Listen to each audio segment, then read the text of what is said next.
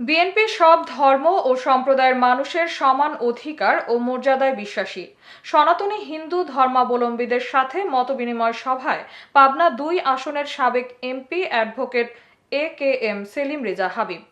সুজানগর উপজেলা প্রতিনিধি এম.এ. আলিম রিপনের রিপোর্টে বিস্তারিত। সাথে আছে আমি রাজিয়া সুলতান। আপনারা দেখছেন I1 টিভি।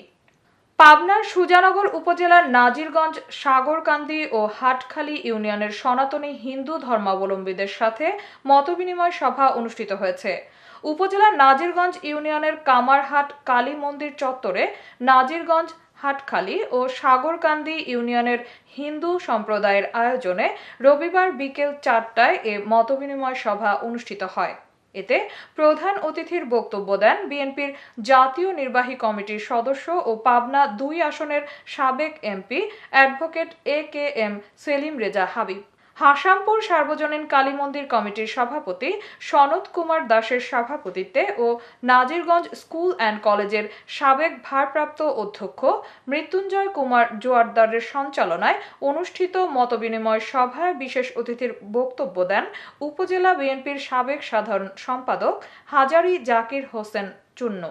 অন্যদের মাঝে বক্তব্য দেন উপজেলা বিএনপির সাবেক দপ্তর সম্পাদক অধ্যক্ষ নাদের হোসেন, বিএনপি নেতা আহমেদ আলী প্রামাণিক লাটু, পল্টু কুমার সাহা, নাজিরগঞ্জ ইউনিয়ন বিএনপির সভাপতি হারুনুর রশিদ হাজারী, সনাতনী হিন্দু ধর্মাবলম্বী নেতা কাঞ্চন পোদ্দার, সমীর পোদ্দার, জগদীশ চন্দ্র মজুমদার, মুকুল কুমার গুহ, গণেশ চন্দ্র সরকার, নিরঞ্জন কুণ্ড, দুলাল চন্দ্র হালদার, রুমা হালদার, গোবিন্দ কুমার পাল ও শ্রীকান্ত কুণ্ডু, ভৈরব হালদার প্রমুখ।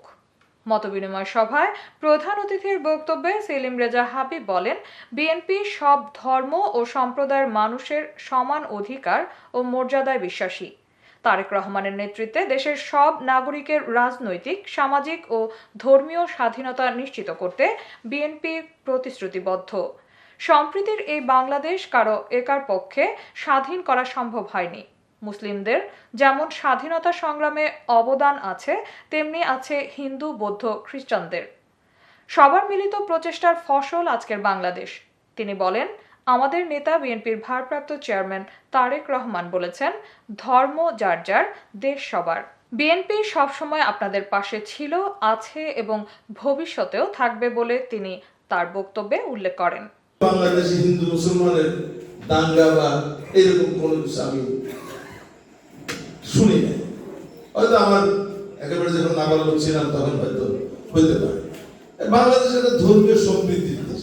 এখানে সকল ধর্মের মানুষ আমরা বসবাস করি।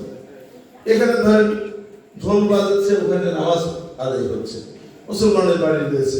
আপনারা আপনাদের কাজ করে আমাদের ধর্ম বলেন যে যার যার ধর্ম সে পালন করবে, কোনো ধর্মের কাউকে বাধা প্রদান করা যাবে না। এটা হলো আমাদের, এবং সেই সম্প্রীতি কিন্তু সারা বাংলাদেশে আমরা আবহমান কাল থেকে আমরা এই চর্চা কিন্তু চলে আসছে এবং এর ধারাবাহিকতা থাকবে। আমি আগে বলছি যে রাজনীতিতে কোনো পরিবর্তন হয়েছে, আসলে আমরা সেই পরিবর্তনের সুবর্ণ ভোগ করি। আমরা এমন একটা বাংলাদেশে বলি যে বাংলাদেশে সবাই ধনী, গরিব এবং সকল ধর্মের মানুষ স্বাধীনভাবে বসবাস করতে পারে।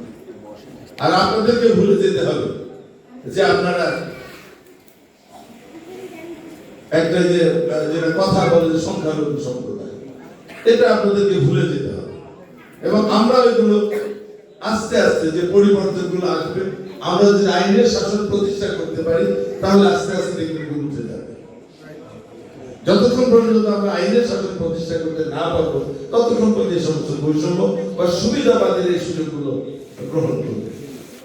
সুতরাং এখানে আমাদের সবাইকে সরব হতে হবে, অন্যায়কে অন্যায় বলতে হবে, সাদাকে সাদা বলতে হবে, কালোকে কালো বলতে হবে। হ্যাঁ, একদম প্রভাব ফেললেও আপনাদের মন্দির, শ্মশান, এই সমস্ত গুলো একটা তালিকা আমাকে পড়িয়ে দেন, যে সেটা উল্লেখ করে, যাতে করে আগামী দিনে আমরা আমাদের সমাজ ব্যবস্থা করতে পারি। আমি আবারও আপনাদের সবাইকে